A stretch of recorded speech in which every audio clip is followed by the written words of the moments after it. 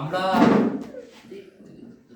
আমরা স্যারের 1986 সালে মাধ্যমিকে ছাত্ররা।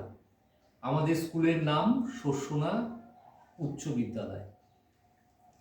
14, 15, 16 বছরের চোখে আমাদের স্বপ্নের মানুষ, যে মানুষটা ওই ডাস্টারটা নিয়ে ক্লাসরুমের সামনে এসে যখন দাঁড়াতেন তখন মনে হতো যে সারা আকাশ জুড়ে বৃষ্টি আনার ক্ষমতা ওনার আছে।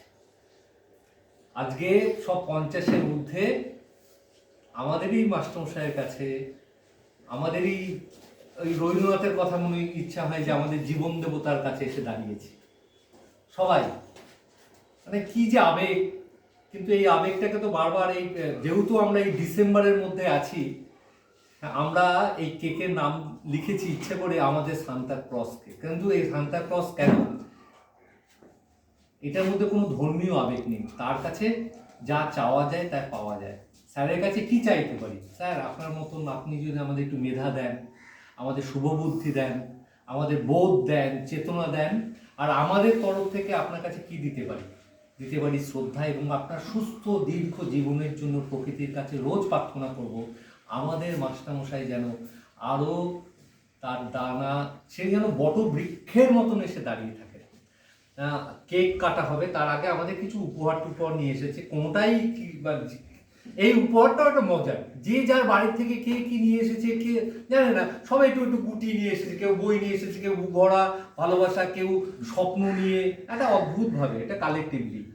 একটা উত্তরীয় আছে, ক্যাপ্টেন তোমার ভিডিও করছে, ক্যাপ্টেন তুই ক্যাপ্টেন আর সায়ন্তন আয়। সায়ন্তন কেন এটা দেখে নিচ্ছি, সবাই আমরা সব কিছুতে থাকবো। সায়ন্তন এই কারণে, সায়ন্তন স্যারকে সে ওই যে ট্রেনের মধ্যে গিয়ে একটা ফুল নিয়ে রিসিভ করেছিল, হ্যাঁ একটা অদ্ভুত আবেগের ক্ষেত্রে। আয় তোরা দুজন এসেছে, আমি স্যারের বাঁ দিকে আচ্ছা দেবে না না আগে এটা দিই না,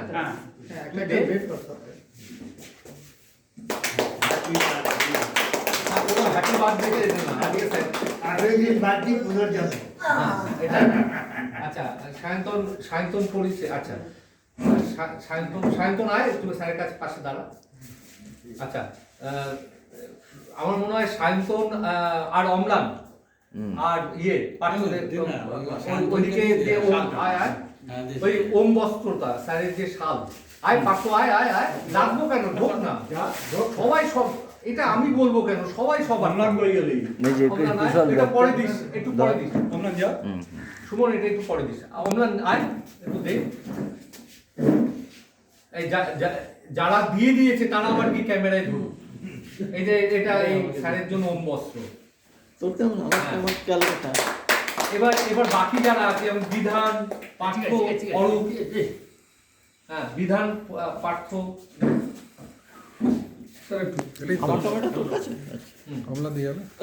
এবার বাকি যারা আছে অরূপ, পার্থ, বিধান আছে, আমি করছি।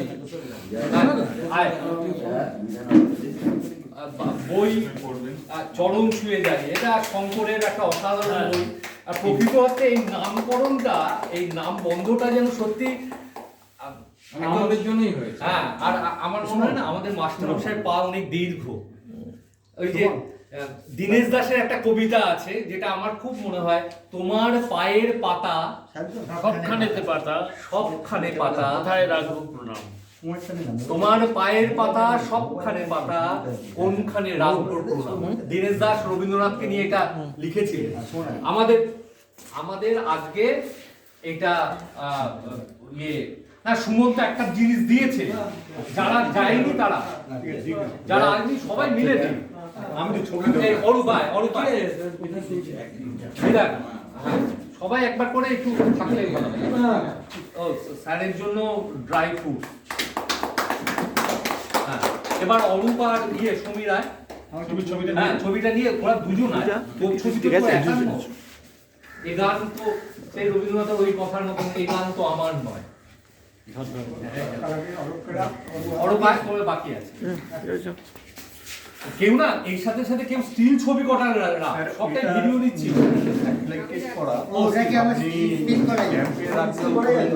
আরে স্ক্রিনশট নিয়ে নাও। সার্ফের জল সাবান জল দিয়ে ওয়াশ করলেও কোনো দিন কালির কোনো বা রঙের কোনো সামনে কাঁচের দরকার না, দরকার দরকার নেই। নেই, এটা অ্যাপ্লিকে করা, আপনি যদি সার্ফের জল সাবান জল দিয়েও ধুলো পরিষ্কার করেন রঙের কোনো ক্ষতি হবে না। আমার খুব মনে হয় মানে সমীর কথাটা শুনে এক্সাইটেড হয়ে উঠবে। সুনীল দাসের বিখ্যাত আঁকা ছিল ঘোড়া, এটা আমরা জানি যারা চিত্র নিয়ে পড়াশোনা করে। আমরা প্রচুর ছবি দেখেছি, আর আমার একটা অদ্ভুত লেগেছে এই ছবিটার মধ্যে কতটা সার্থক। ঘোড়া হচ্ছে ওই যে অশ্বমেধের ঘোড়া, স্যারের স্বপ্নটা, স্যারের বোধ চেতনা ওই অশ্বমেধ ঘোড়ার মতন চলে। আর আমার ওই লাইনগুলো খুব মনে পড়ে। অনলি ওয়ান ব্রাশে করা, একটা ব্রাশে করা পুরোটা।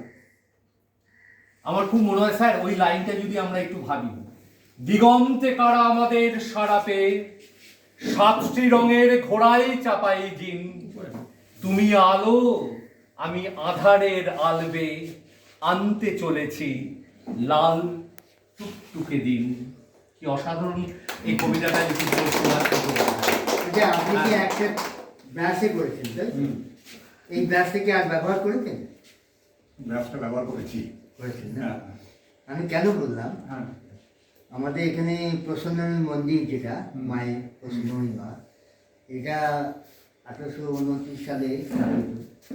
এই যে মূর্তিটা করেছি, যে ভাস্কর বারাণসী দাস বেনারস থেকে এসেছিলেন, উনি এই মূর্তিটা গড়ার দিয়ে তুলি দিয়ে করেছেন, ছেনি দিয়ে করেছেন। পরবর্তীতে দক্ষিণেশ্বর মায়ের মূর্তি সেই ছেনি দিয়ে হাতুড়ি দিয়ে করার পর গঙ্গায় ফেলে